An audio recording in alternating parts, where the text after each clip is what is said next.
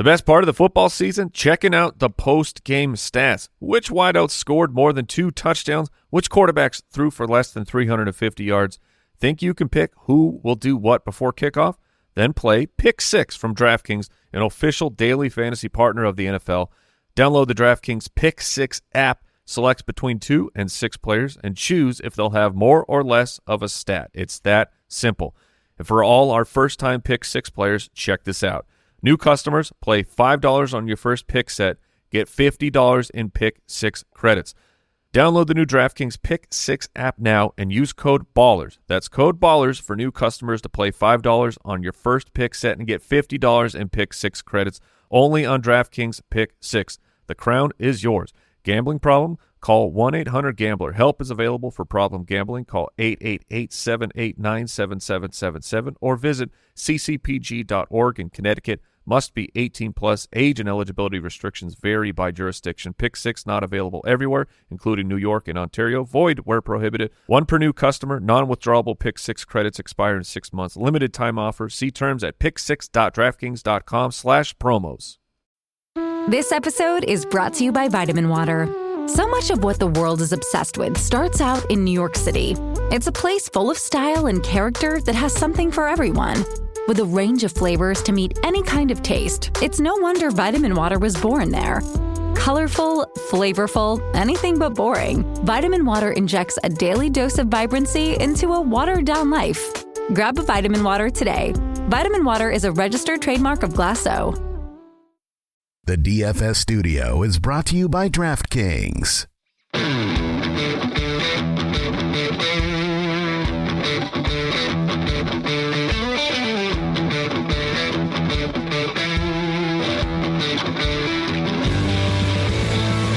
Welcome to the Fantasy Footballers DFS and Betting Podcast with your hosts, Kyle Borganoni and Matthew Betz.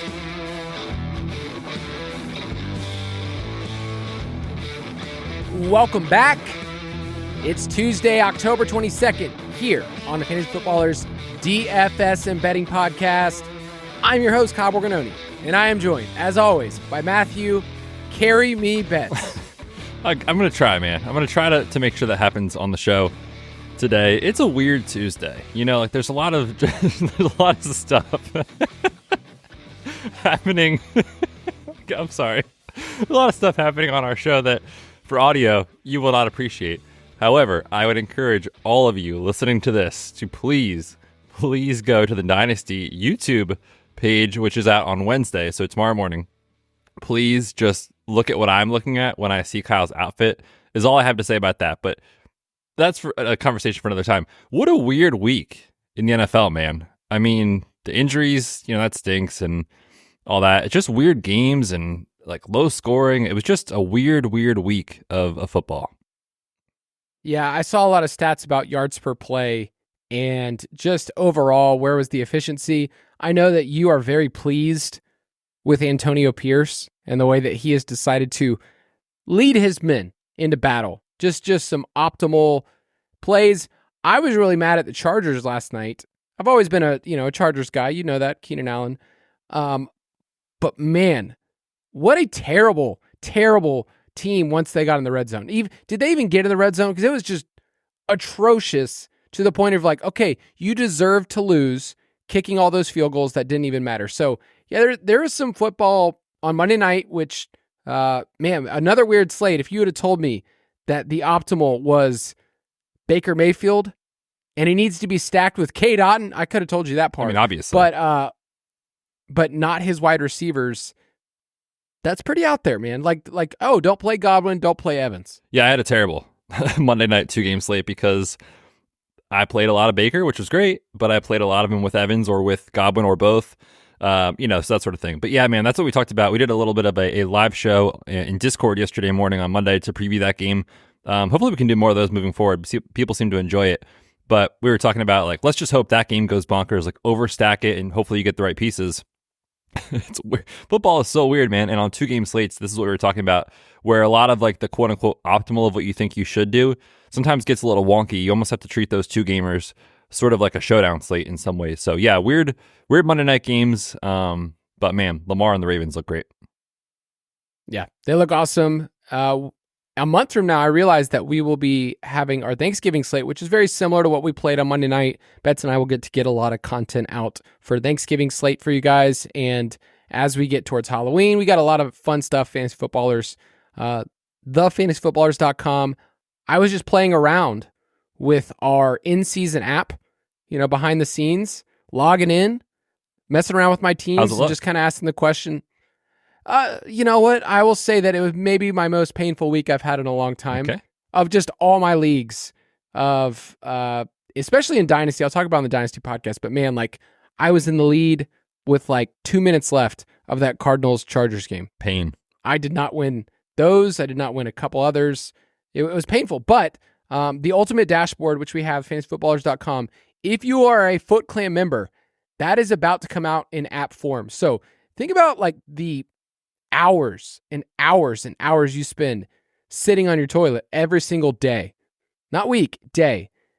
It's been maximized to the point where Jason, I think he's mostly done the fine tuning of this product sitting on the toilet with his bidet. So I think that's the best recommendation I can give. Yeah, I mean, I think our company, every company has a mission or a goal, mission statement, if you will. Mm-hmm. You might think ours is to improve your fantasy football experience, to help you win titles, all those things. Kind of. But our main goal, this brand that we all love so much, is to help you enjoy your time on the toilet. I mean, let's be honest. That's what the UDK is for in the off season in the summer. And, now you get this in season. It's just a perfect time. So yeah, man, I'm excited for that to come out. Should be out hopefully very, very soon. I know that a lot of people have heard us say that and heard the guys say on the main show. The hype is building for the app. But yeah, it'll be here soon. Yep. You can go to jointhefoot.com if you want to be a part of that. But let's review this past week's cash slate. Straight cash, homie. Every single week, I write a cash review article. It's free on the site. If you're one of those people, it's man, I want to get back to the process. I also got to post what I wrote a while back, but it's the weekly process of DFS players and how to get better. And I think at the end of the day, when I look at this past week's slate, I think my big takeaway is getting a read on where the chalk is. I think that just any player that's getting better, it's just okay, you can identify which players are good and they're in good spots, but also there are paths for them to go south. So you and I both had a pretty good week in terms of cash. We both hit above the cash line, did really well in head-to-heads. We had some different lineups and different ways that we constructed it. But I think at the end of the day, there was some running back plays that projected really, really well. Tony Pollard, Chuba Hubbard, Kenneth Walker, Kyron Williams. Those were the running back plays. And I don't really know if those plays helped or hurt you. It was kind of like what you did at the other spots and how you read the chalk of Juju and Jordan Whittington that kind of made the slate. And so I took a hard stance and I talked to you about it, but I said, dude, I have some bad juju about Juju and I'm out. I think I see him in cash. I'm not playing him in any tournaments. I just think that there's so many red flags here. And of course, Juju airballed. Yeah, it was a very weird slate from an injury perspective. I know some lineups, I even almost considered playing this lineup, but I know people landed on a lineup of Jaden Daniels that included Juju and Jordan Whittington. And it's if you had that trio, you just move on to next week and it is what it is kind of thing. But yeah, the Juju play from a process standpoint, I played him in cash. In hindsight, obviously it's easy to say this, but even going into it, it's what are we doing? When we talked Thursday for the Friday show, he was not yet on the injury report. We found out after the fact. And then, we had this kind of issue with spasms, they said it wasn't a big deal. But at the same time, it's you have that plus, are we even sure he's good still? We had one game right before the bye week. And that's the other thing too, is sometimes we get stuck, I think, on small sample sizes, and then teams come out of the bye and they change their game plan or they change their usage and stuff like that. So I'm not sure how that would have gone if he played or if he was healthy, but regardless, I think the fade on him in tournaments was very, very sharp and smart if you made that move. The Whittington thing, so weird and so frustrating on so many levels because all the reporting coming out of the bye week was he's going to be good to go and he'll be fine. And I thought he would be. And he played 6, 7, 8 snaps, something like that. And didn't play again. So we'll see on Whittington for Thursday Night Football. But yeah, that trio of injuries was really difficult. And then I think the tricky part for me, and dude, I was like sweating this decision until like 12:50. I like had a lineup that I really liked. I felt strong about it, that I basically had a choice of pick'em is like, do I go with Kyren? Do I go with Justin Jefferson? And there was like arguments for one or the other. It's like, how do you fade Kyren in this spot against the Raiders, where you know he's going to score a touchdown? He might score two, and he was great. How do you fade Justin Jefferson, the best receiver in the NFL at home in a great game environment? I ultimately played Jefferson, but I'm not sure if that was right or wrong. Just kind of landed where I was. I just thought he could bury me, and I thought Kyren could maybe have a great game, but not just an incredible game. I thought with Jefferson, there was just a ceiling that nobody else on the slate could potentially match. So I didn't want to get buried by him. But yeah, good week in cash. But, it was one of those weeks that, like I said, if you just avoided some of these injury situations, you probably did okay. And those weeks happen, and it's kind of part of the process. Yes, and that's a good reminder just to not get on your high horse to go like, oh, I picked Geno because we both played Geno. It's like, oh, we easily could have picked Jaden Daniels and gone a different direction. Hopefully you played David Njoku. We felt pretty strong as our tight end one. Obviously, that's a crazy outcome to go 10 for 76 and 1. But yeah, I think the plays that seemed obvious, like Drake London, Chuba Hubbard, a lot of people played Tony Pollard, but that's another example of a player that the matchup looks great. The only other player on the running back on the roster was Julius Chestnut. So it was like Pollard in cash looks great. There were so many routes though for the Titans just to lay a fat dump on the field, and they did. And so Pollard looks like one of those players you can play him in cash. He's going to project fine. How can you get leverage in tournaments and stay away from players like him or Chuba just because they are road dogs by more than a touchdown? That's usually just a terrible formula. So it's kind of reading the slate and figuring out those things. I think that's the way to do it. But we did have some good winners.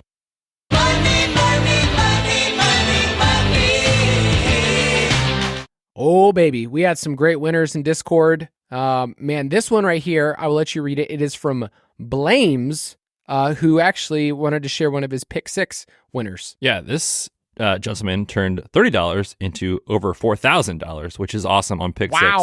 Parlay, what is this? 8 total props together, and they all hit. Pretty fun. He said, I pulled three of these props, from the page in the DFS pass. Can't thank you guys enough and the other ballers to set us up for wins like this.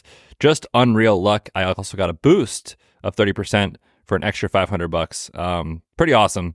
And congrats to Blames. This is sweet. Those parlays and those kind of things are very fun sweats. They won't hit often, but when they do, oh baby, you feel good.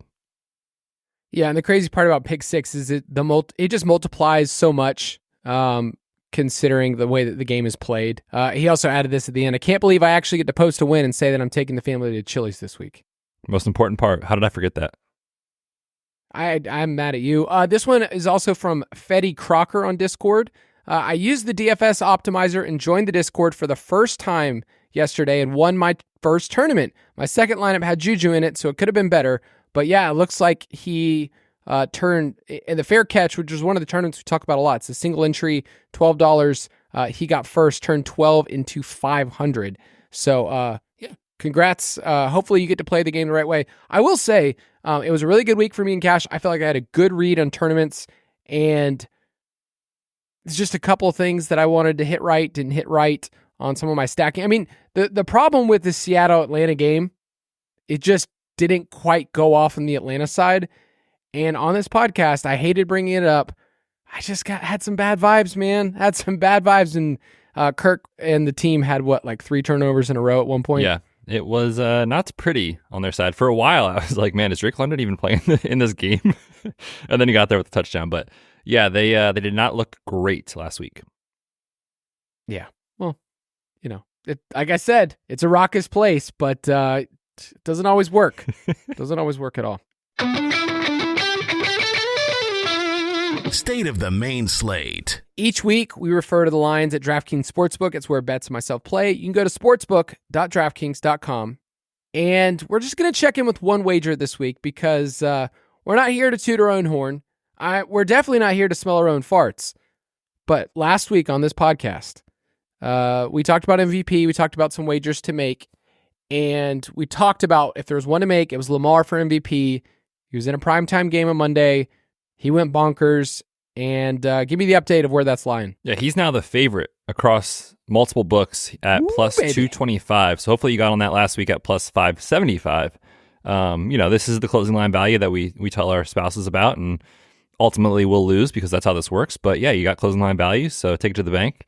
No, it was just it was one of those things that, like we talked about with MVP, island games matter so much. And not that if Lamar didn't play great in a Sunday game that this wouldn't have happened either, but just all eyes on Monday Night Football, all eyes on Bucks, Ravens. If he plays well, the line will move. And the thing about Mahomes that I've seen a little bit of pushback on in the MVP market is, like, you can make an argument that he is the most valuable player that the Chiefs have because of how they win. They're not winning without Mahomes. That's no question.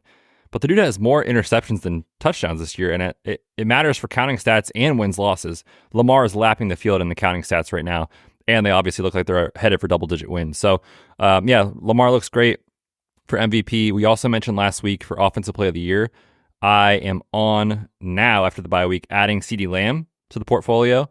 Kyle wasn't as into that, but I'm going to add it. And can I say something quietly on the show that I actually kind of believe? Based on all of our sponsors, yes. I will allow it. Good. Okay. I kind of think the Cowboys play very well this week. So I'm taking Lamb ahead of this primetime game against the Niners. The Niners. Yeah, Sunday night, 4.5 point dogs in San Francisco. The Niners, Sunday night? Dude, the Niners are limping into the bye week. They need the bye week more than ever. Yeah. So here's how I took that advice, because I traded for Lamb in a league knowing they were going into the bye, get him a little bit cheaper. So hopefully you're right. Hopefully they just turn it on, because I was looking at some of my best ball teams, which when you have a really bad week in redraft and dynasty, I'm going to go check on my best ball team, see how things are going. And I'm looking at some of my lineups and I'm like, man, why did that one tank so bad? Why is that so bad in that tournament? And it's like, oh, CMC, CeeDee Lamb, these are the players that you start off. And Lamb's been fine. I think he's wide receiver 20 in points per game, something like that. But obviously not compared to what you would have gotten with Chase or other players there. But it's one of those things where the NFL has these little short sprints. We've seen 7 weeks where we know what's going to happen. And yet things are about to change. More players about to get hurt. I feel so bad for you. I almost want to take that part of your job away from you, because every single week you have to greet a lot of people with just terrible news. Just the worst. It's rough, man. And the article that I write that comes out on every Tuesday morning, so it's up and out if you want to check it out on the site. It just feels like it gets longer and longer every single week. And, when you take a step back and you realize not just the injuries that just happened, but I include a little section at the bottom of just injury notes on guys coming back from injury, when I expect them to come back, when their IR window is open, all those sort of things. It's unreal how many players are dealing with serious injuries this year. So, yeah, man, it's been brutal. Let's take a quick break, and then we'll talk about the Week 8 slate.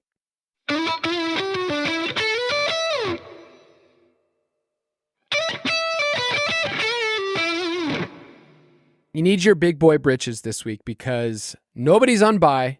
Don't ask me why the NFL decided to just let everybody play this week. But here we are. It is a massive, massive slate this week. There's no London game. There's only one Monday Night Football game. So we are dealing with a lot of different games here, and a lot of totals that are sitting around that 47, 48 amount. So I feel like there's so many different angles to take this week. And a lot of times we talk about identifying the chalk, but some of these games, it's like I'm looking at Atlanta, Tampa Bay, because I'm a Falcons fan. I'm like, this game a couple weeks ago would have easily been a 50-point total. It's a little bit lower now. We're dealing with injuries. We want to cry our eyes out for Chris Godwin because he's awesome. He's an awesome human being. But there's just so many games here where you look at them and you go, okay, I see the total, but it's like Miami. If Tua is back, cool. But also, what is this offense? Because they've been historically bad. Not just they've been bad. Tyreek has been erased from playing in the NFL for the last couple weeks. So a lot of these totals, I kind of want to poke holes in them and ask some questions okay, do you believe in this line? Where do you see the movement? But any initial thoughts about this slate? Well, when you look at the early versus late window, a lot of the best quote unquote game environments, just from a totals perspective, are in the early window, like Green Bay, Jacksonville, Philly, Cincy, the Miami game. We talked about Atlanta a little bit with Tampa Bay. Those are all early. In the late window, it's kind of gross. It's like Denver and Carolina, Kansas City, and Las Vegas. And not that you don't want pieces from some of those teams, but just those totals are in the 40s, low 40s. New Orleans Chargers is in the late window. Gross. So I think a lot of like the quote unquote tournament plays or chalk plays are going to be early this week.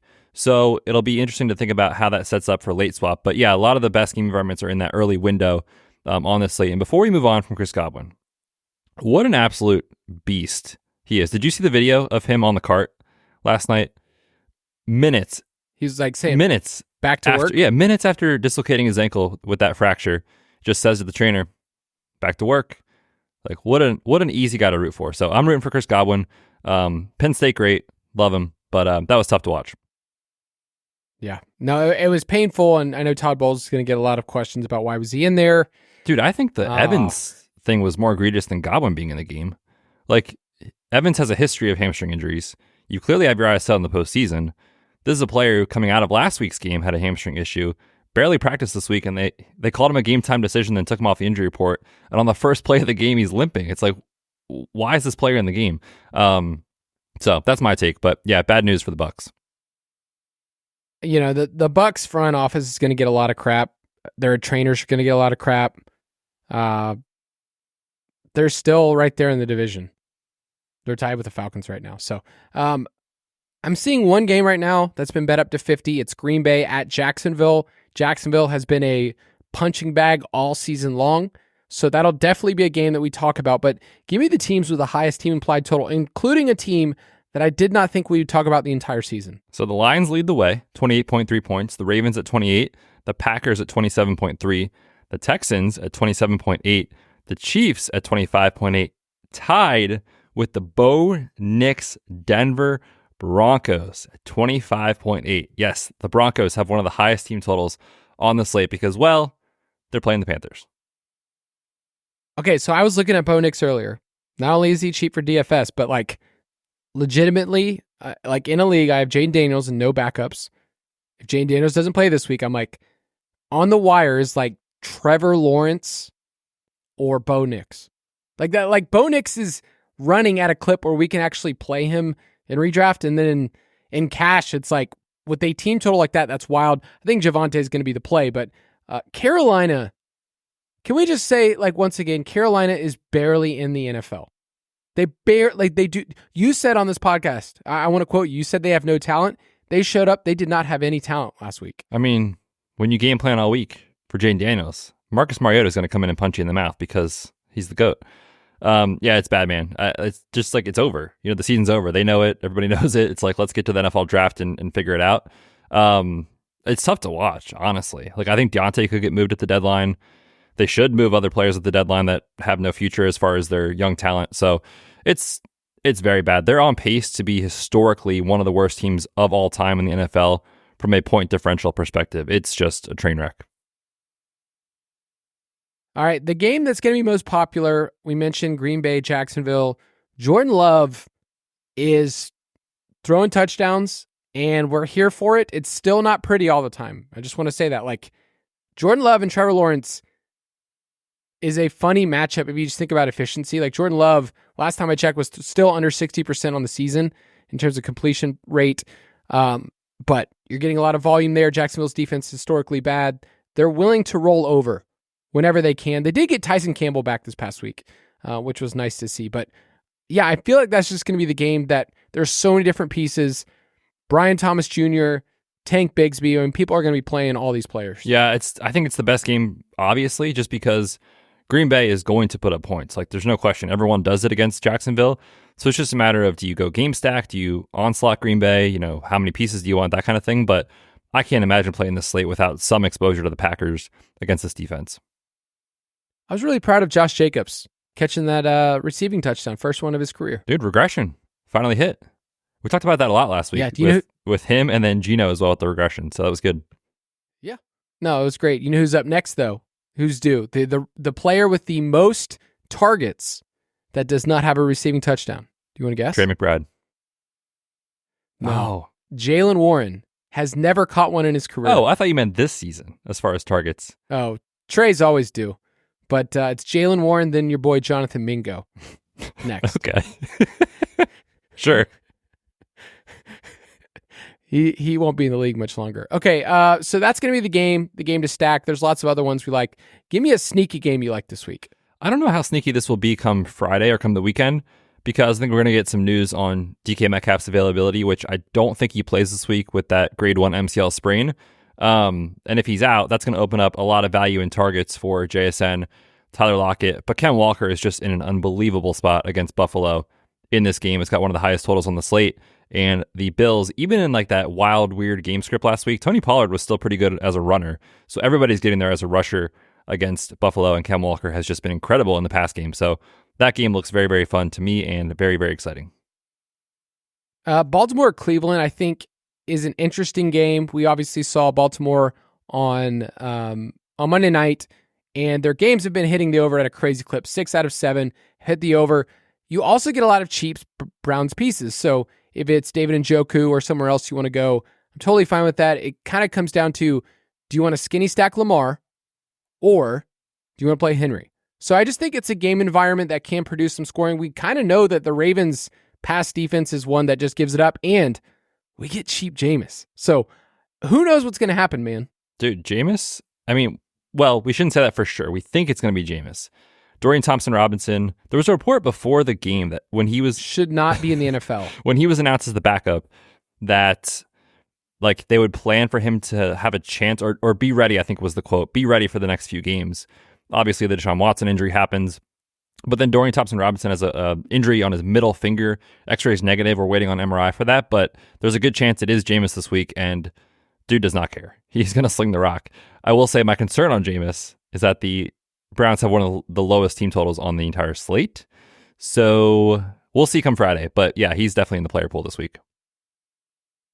What if I told you that the Ravens' opponents have hit their team implied total in 6 of 7 games? It would be the most Browns thing ever for the team to not put up, 20 plus points at all with Deshaun Watson the entire season.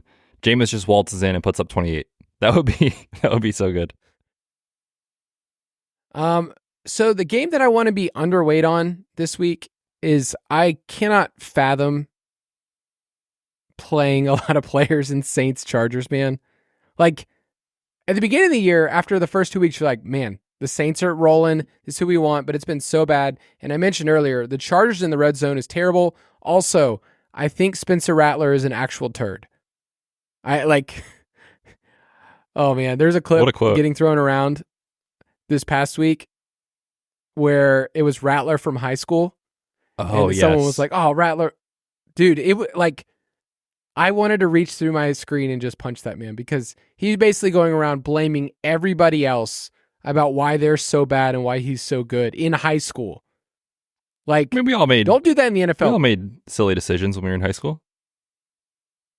I wasn't a turd to my teammates. That's true. Well, I can't confirm that, but I imagine you probably weren't. No, man. Come on. I mean, I didn't always put the team on my back, but I was there for the team. What a guy. Yeah, the game environment's gross, man. You can run all over the Saints, as we saw last week with Javonte and everybody. And I think the Chargers will want to do that. The other issue is that right. Chris Olave is still in concussion protocol, so you don't have him most likely, or potentially, I should say. Rashid Shaheed done for the year. Where does the offensive firepower come from?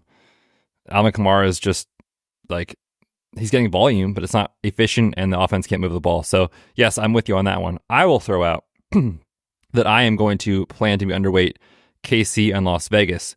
Now, Kareem Hunt is probably going to be an awesome play because you can run all over the Raiders. They're favored by 9.5 points. But this Chiefs offense just is not what we were hoping it would be given the wide receiver injuries. They're back to what they were last year, which is slow, conservative, run the ball, play great defense, taking on Antonio Pierce and the boys. And, since the injury bug hit the Chiefs, their games are 4-0 to the under the last 4 weeks. Every game is at the under. And Antonio Pierce, the dude just lives for, let's take the points. Let's just take the points. Why try to win the game? Just egregious decision-making from Pierce again this week. So I have no confidence that that team is going to put up a fight against Spags and the Chiefs this week. The Raiders look like they're in a very, very tough spot. Mahomes is at the point now where you kind of scroll through the names. You're like, oh, that's kind of an interesting price. It's Patrick Mahomes. And you go like, what can I really get out of this? Like, could I get 20 DK points? It's so wild, but like that to me is like a 80th percentile outcome at this point. I mean, he had a long run last week, and like he'll throw probably a touchdown pass, but like, man, the ceiling is just not there with. I mean, it's not shocking, right? Throwing to what he's throwing to. Yeah, I was going through his splits this morning. He's 10-2 against the Raiders in his career. He's averaged 298 and 2.5 passing touchdowns, and he's been way better on the road. So all of those things, you go back and you go, I think I'm dealing with a different player now. Like, I can't use all of these other splits and what he's done anymore. But he hasn't thrown a touchdown if pass Hunt's since gonna be week popular, 4. You don't need to do that anymore in the NFL. Dude, the NFL, it's 2024, bro. It's so wild, man. The best real life NFL quarterback is just managing games now. What are we doing? All right, which team are you most confident hits the over of their team implied total? Yeah, this is chalk, but give me the Packers. 27 points. I think they can put up 28 here.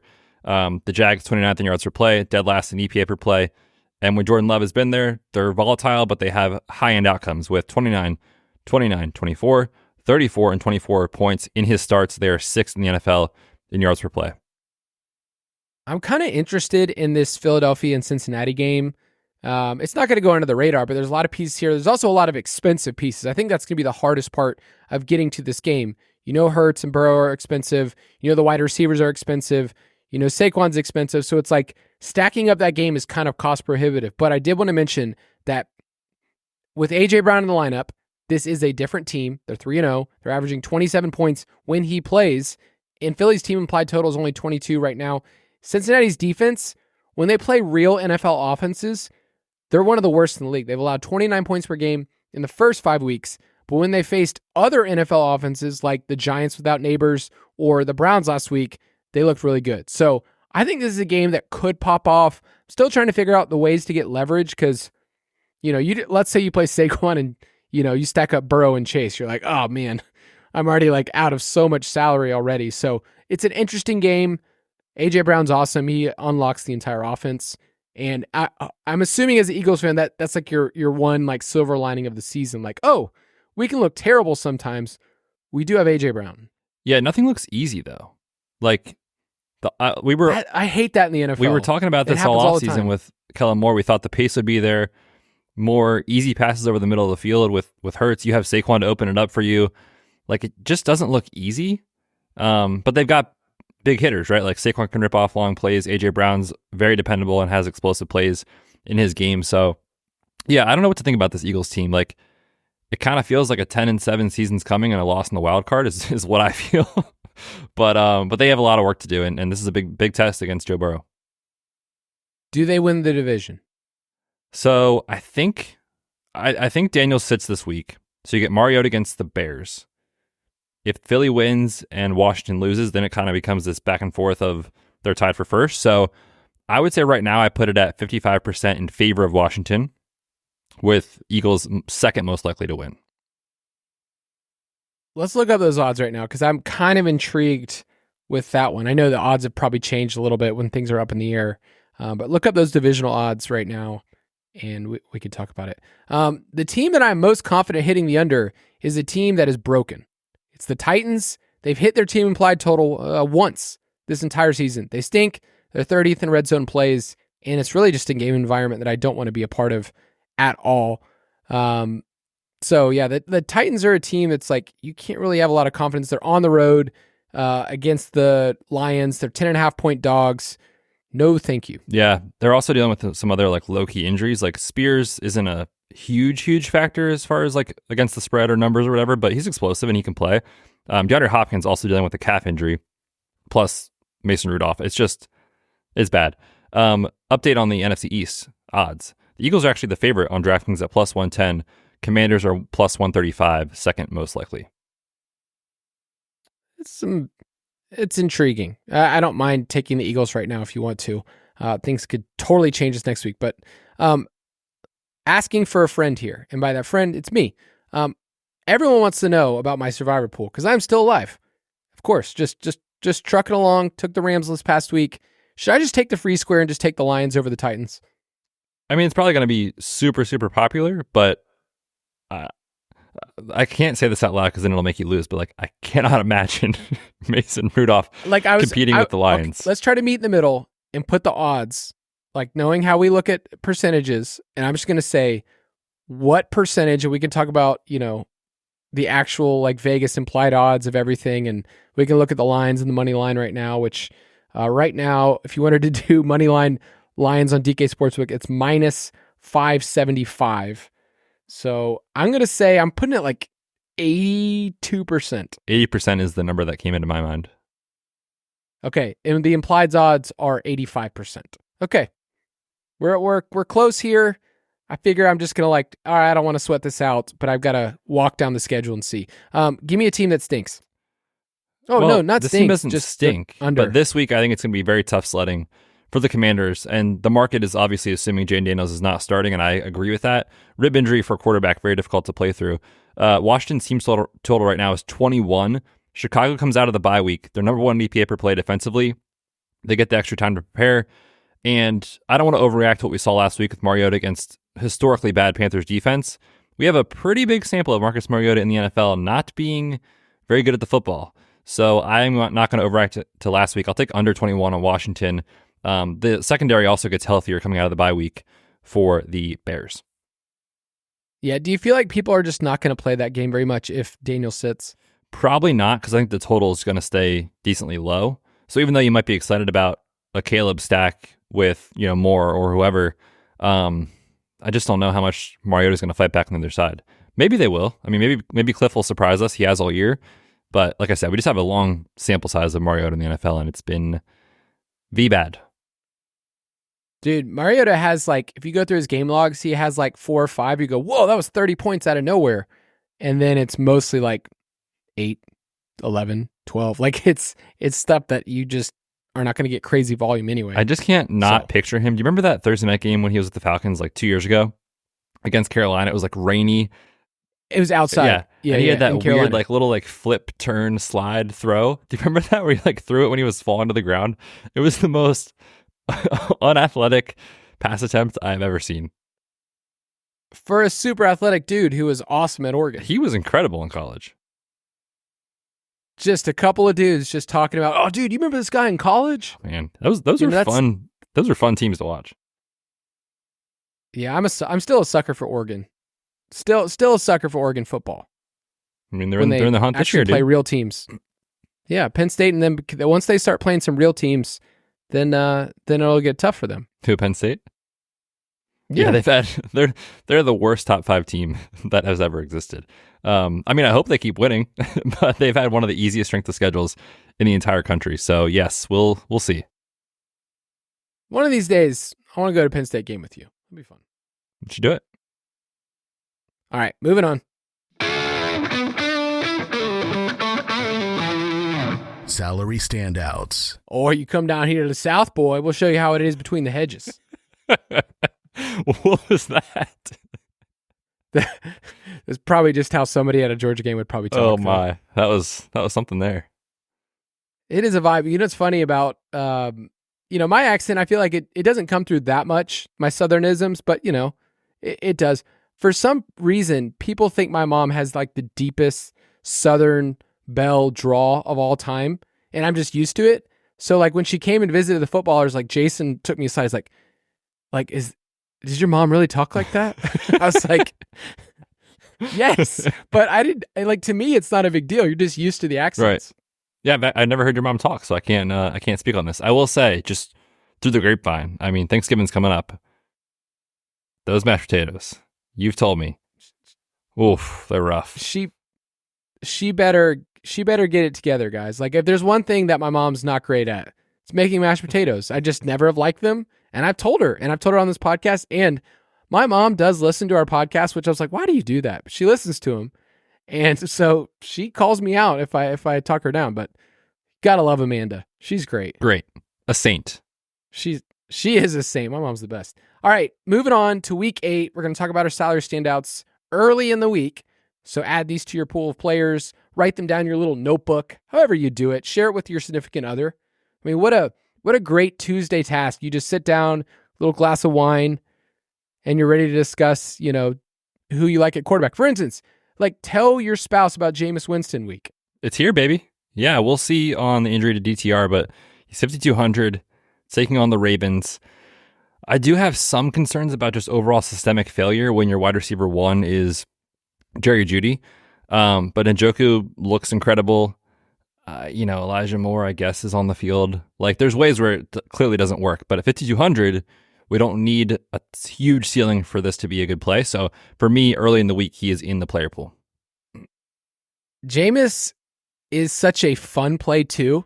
Like when you start making your lineup and you add him in there, you're like, oh, this could just go bonkers. This could just be a train wreck. Like it wouldn't shock us if it's a train wreck. For sure. But it's almost, we would have fun watching it. He's definitely up there on like the vibes playlist. Like if you had to rank players based off vibes of who you want to play in fantasy, Winston's at the top. Yeah, for a while, like it was a couple weeks where it's like, dude, just play Dalton, man. Dalton's on a roll, man. Dalton's going to throw for 300. Nope. Now it's like, what if this offense is just bad? Seems that way. And it is that bad. So Jameis is the cheap play this week, 5.2. You can look at him. If you want to go up a little bit more, Bo Nix, we mentioned their team implied total. He's 5.6. We know that he's running the ball. So he's somebody you could circle in your player pool. I don't know if I'm stacking up that team in any way in a tournament, but 26 points is a lot when you look at a team implied total. So I think Javonte is the easy cash play at 6K if you want to play them as a heavy favorite. But I'm looking at all the high price guys, and I kind of wanted to get your thoughts earlier in the week because it's Lamar at 8K, Josh Allen at 7.8, Hurts at 7.5. The dudes, they're all on the road this week as, Lamar's a favorite, Allen's a favorite on the road, and then Hurts is actually a 3-point dog. So what are your thoughts on the expensive guys and how the field will use them in cash? Yeah, I don't think people are going to play him much in cash, honestly, just because, well, we'll wait and see as far as injuries go at wide receiver and stuff. There's obviously cheap value because of the Monday night game on Tampa Bay wide receivers, so you can fit some of these cheapies in here. K. Dotton looks awesome for cash games this week. So you will have... What'd you say? You heard me. K. Dotton. Dude, K. Dotton is quietly having an incredible season. Dude, he got annihilated in that game. Like huge hit. I even said it out loud. I was like, oh my gosh, when he got lit up. Also, the helmet catch. Dude doesn't need gloves. Out there with his wrist tapes and his fingers taped. He's a man. I mean, I was like I have a special place for K-Dot in my heart, and you guys know this if you've been listening to this podcast, but like I was genuinely worried for my friend. He got blown up 5 times in that game and just held on to the ball like a boss. Oh, kid. Anyway, as I was saying, there's a lot of cheap value from Tampa, so you can spend up on one of these studs, but I love the expensive running backs this week. Like when you look at, Ken Walker and Breece Hall and Bijan looks great and James Cook's in a good spot. Like all these guys are really, really strong plays. So that's the problem for me is if you do spend up at quarterback, you can't really fit the running backs easily, most likely. So I think they're awesome tournament plays if they go overlooked, but for cash, I think most likely people will try to spin down a little bit. Yeah, I think that's my early take is that I'm going to be stacking up these guys in tournaments to pay up to get a little different and get away from some of these cheapies that, like we mentioned with Jameis, like he could airball, Bo Nix, that offense could look bad. I think Jordan Love feels like a good, safe medium where you love the game environment. You've seen him prove it. Jacksonville's a terrible defense, and he's 7.1, so he's a little cheaper. If you wanted to go there and just say, hey, I believe the Packers roll, I think they score 30 points. He's another one to look at. But any other quarterback takes? Just wanted to point out on FanDuel, Hurts is 8,600 over there against Cincy. Very, very good tag for his floor-ceiling combination. Yeah, I think when I'm looking at the running backs this week, my early take is that because there's value at wide receiver, that there's a lot of builds that will be 3 running back builds. Breece Hall in a good spot on the road against the Patriots. Like I like seeing that over the last 2 weeks, when they've changed their offensive approach, they have Todd Downing now calling the plays. It's been Breece. They've been like, okay, Braylon Allen, like I think you're cute. I think Braylon Allen had like 5 snaps this past week. It was a ridiculously small amount. So Breece at 7.3, the workload is great. Ken Bone almost scored 3 touchdowns. That's what I had in my bold predictions. He had one called back. So he's just elite. And he's at home against the run funnel Bills defense. So I think those are the two high-priced guys that I'm probably into. Yeah, I love them. And same guys over on FanDuel. Brees' tag at 7,900 sticks out like a sore thumb, as does Ken Walker, who's the same price on DraftKings as FanDuel, which means somebody fell asleep at the wheel over on FanDuel. Yeah, Ken Walker, I mean, what's his roster percentage going to be like? 30% in tournaments on FanDuel at least? 40%? Like, he's just clearly mispriced. So those guys over there also look elite. And he looks so good as a pass catcher. Like his receiving touchdown, just up in the air. That was a big knock coming in. Like, oh, he didn't catch passes in college. Like, they didn't throw to him. And clearly that's part of the game plan in Seattle. Javonte Williams, 6K, at home, huge favorite. It's the Panthers. This should work.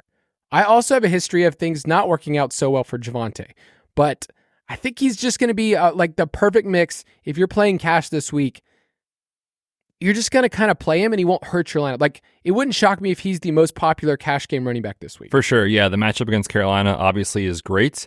And, Javonte has really struggled a lot early in the season of just like the efficiency type stuff. But we saw last week in a matchup that inflates efficiency against New Orleans, he looked very good. Carolina's defense will help inflate your efficiency.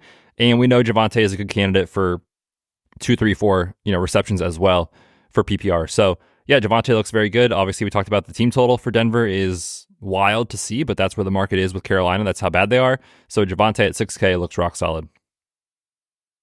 I'm looking at some other running back plays that I don't know in cash, but like Josh Jacobs, his usage is great. I want Packers in my lineup. So it's kind of like, where do I add them in cash? Is it Jordan Love? Is it Josh Jacobs at 6.6? Is it Jaden Reed? Like, I want to make sure I probably have at least one Packer in my lineup with their team applied total.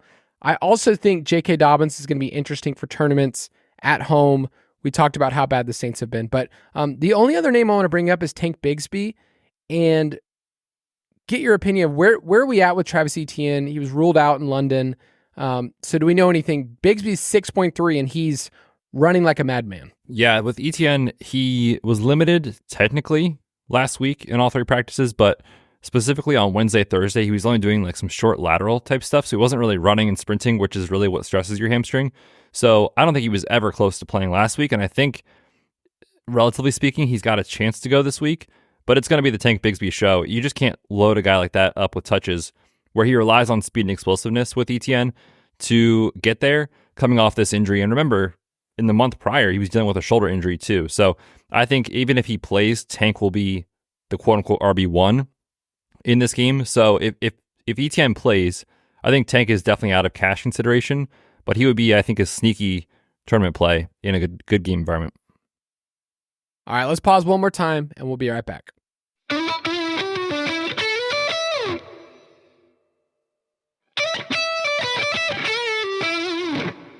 We are on to wide receiver, and I think this slate is interesting because the top priced options, Jamar Chase, Amon-Ra, A.J. Brown, are above 8K, and I like all of them, but I don't know how much they're going to be played in tournaments. Then you go down a little further, and you get a bunch of dudes that are injured.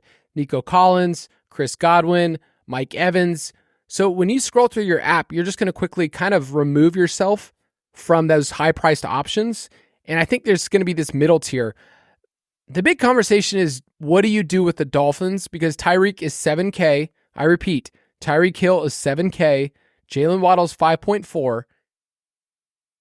Do you play them in cash right away? Like, is it just one of those things where like you jump on it if Tua's back and you just forget everything you've seen for the past, 5 weeks? I think so. I mean, 7K Tyreek with Tua. We'll tell our kids about this. Was like, there was times last year he was 9K. So assuming Tua starts, which he's likely to do, and the market does think that that's happening. The total is there. They got one of the highest team totals. The market thinks Tua is playing. So if Tua plays, Tyreek at 7K looks just unreal. Now I will say, Mike McDaniel, I'm pretty disappointed in what the Dolphins have been the last month. It's not like, like in the first game against the Bills, like that Monday night game, things went weird. You lose your quarterback, whatever. I get that. But you have weeks and weeks and weeks to try to put together a game plan to just get your guys the ball. And it was just incompetent. So that's my only reservation, but I don't think you think twice about it. I think you just play it in cash. Okay, so I haven't really had the Dolphins on my radar because I don't have them in a lot of leagues, and obviously, like, they haven't mattered at all. I think they've like averaged like less than 12 points per game. But I looked up this stat. They've had 18 different players see a target through their 6 games. That's the most in the NFL. So 18 different dudes seen a target. Last year, they had 15 for the entire season. Like, other than their running back injuries, have they been dealing with injuries at wide receiver and tight end? So Odell started on PUP list. He plays? Barely. Now he picked up another hamstring injury, so I don't think he plays this week. Braxton Berrios just tore his ACL, so he's going to be out. Oh, dang. But yeah, it has been just weird how they've. I mean, when like it was like week 3, I don't know, when they had that game against the Bills on Monday night when Tua got hurt. Tua was throwing to some random dudes out there that I never even heard of. So yeah, I don't know, man. They don't really have depth behind Waddle and Tyreek, yet they keep getting other guys the ball, which is interesting. Yes. That was the main thing when I was looking through their target share and stuff so far. Last year, it was like, there are 2 dudes. These are the only guys we're throwing the ball to. Our target share is all to the wide receiver. And this year, it's like, okay, let's get Jonnu involved. He had a big game this past week, but they're just a weird team, man. And so, yes, I probably will be playing Tyreek at 7K and just saying, let's go for it. This is Tyreek. You know how incredible he is. But there is that worry when you go into this and you haven't seen it in a while. Other dudes we like. I like Jaden Reed. We'll talk about it on the Dynasty podcast. He has one of the weirdest behind the scenes profiles of any wide receiver out there, because you would think he would earn more targets, but his efficiency in yards per out run stuff is off the charts. And yet every single week there's times where he just doesn't show up. They spread the ball around. It was a Wicks touchdown. Dobbs is earning more targets. So I wish I knew for a fact that Jaden Reed was guaranteed 6 targets. And I feel like you just can't guarantee that sometimes. For sure, yeah. That's just with the rotation of the 4 wide receivers they play, plus Kraft is a legit target, plus the touches for Josh Jacobs. There's a lot to go around.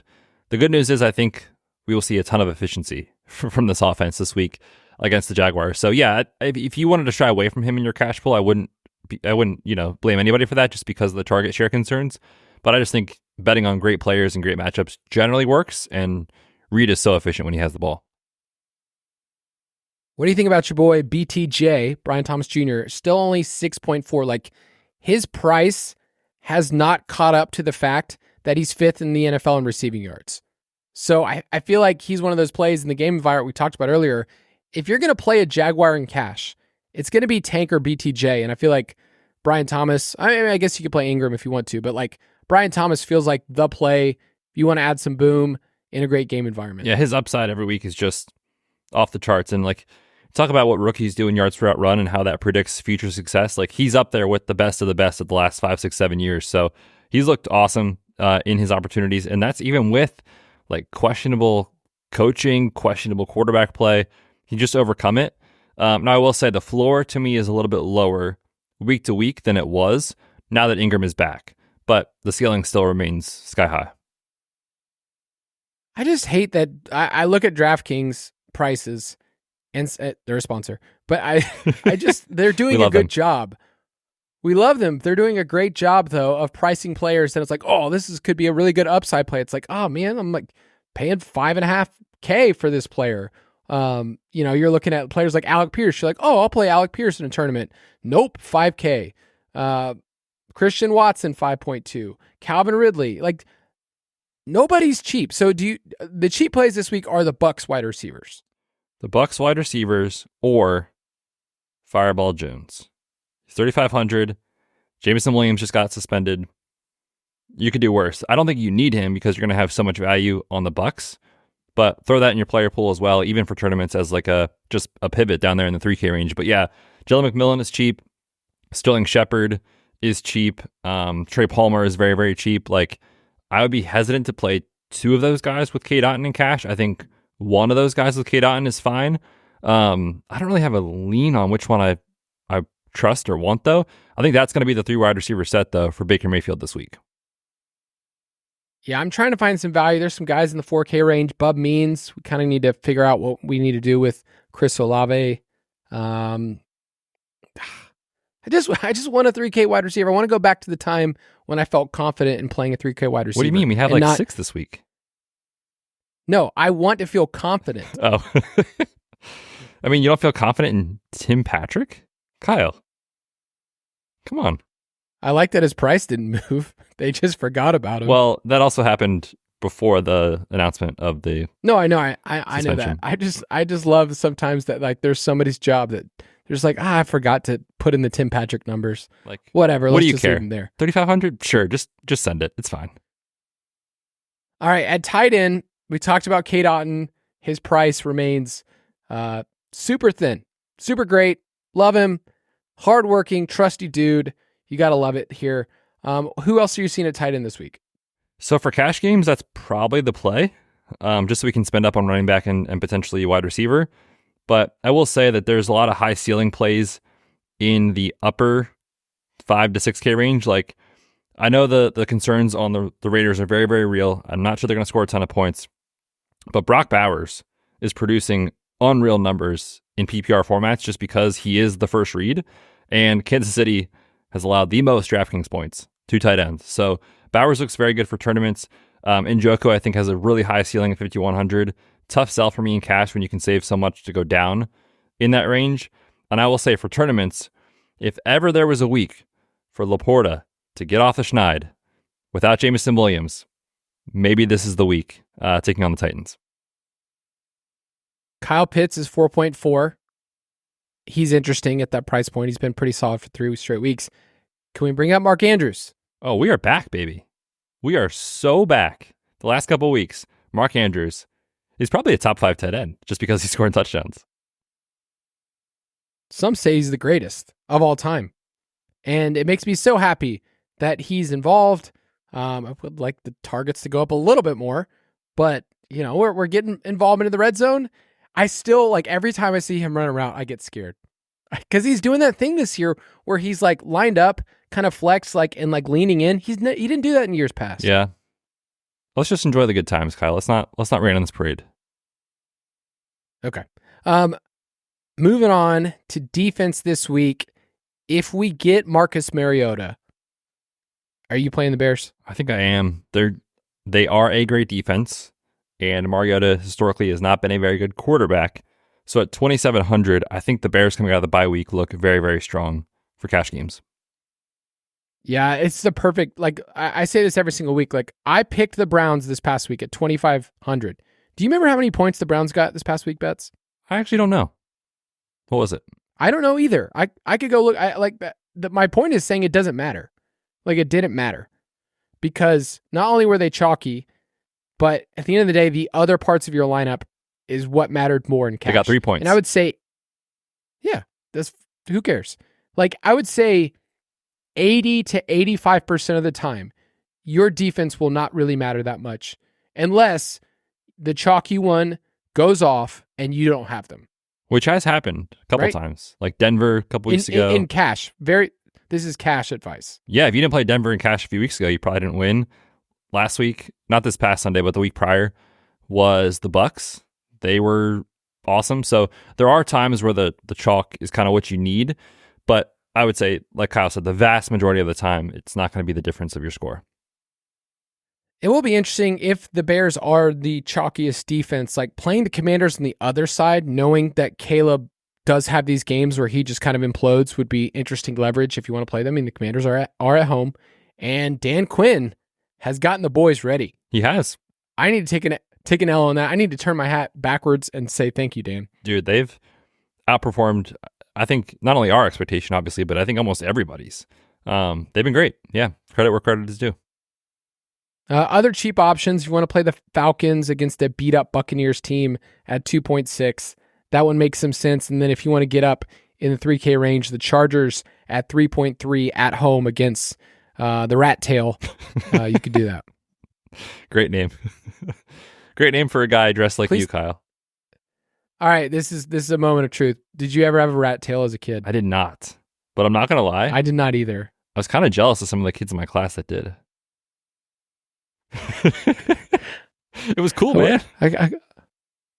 Dude, that was a dirty look, man. Oh, for sure. That's The dirtiest. That's not what you want to do. If you want to play with us, go to ballersdfs.com. It will direct you to our DraftKings League, Fantasy Footballers DFS, Borg, and Betz. We get to start some contests all the time, including this Thursday, which is Minnesota at Los Angeles, the Rams. That should be a good game. A lot of fun there. Betz, you get to open those contests? Yeah, I'll have one for Thursday. We've had one for all the London games. We had them for Sunday Night Football, Monday Night Football. So, and of course the main slate. But yeah, we got stuff pretty much anytime there's a slate, we're playing it. Also, if you want to hop in Discord, make sure you get to chat with us, chat with everybody in there. We might bring back something we did last year. Which was? Do you know what I'm about to? Which was we would give out one basketball prop every once in a while. The fantasy basketballers are back. NBA starts tonight. I mean, you come to the show for fantasy football advice, for DFS advice, and you stay for the fantasy basketball advice, which our bosses are not allowing us to give. But get that in Discord. It's exclusive. We'll see you in there. Have a great week. We'll catch you on Friday.